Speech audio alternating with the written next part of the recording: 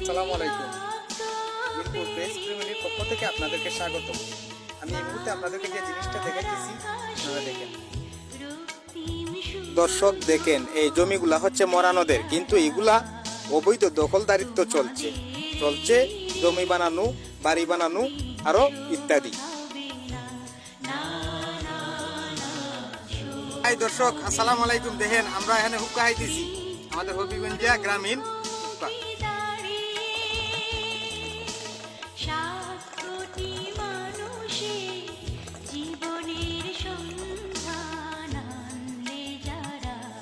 ভাই দেখেন, যদি এই মুহূর্তে আল্লাহ না করুক এমন কোনো বন্যার পরিস্থিতি হয়, তাহলে আমাদের লাকড়িপাড়া মাসের বাজারের পরিস্থিতিটা কি হবে এই অবৈধ দখলদারিত্বর কারণে। আমি আমাদের শামীম চেয়ারম্যান ভাই এবং কেয়া চৌধুরী, আমি আপনাদেরকে দৃষ্টি আকর্ষণ করছি, আপনারা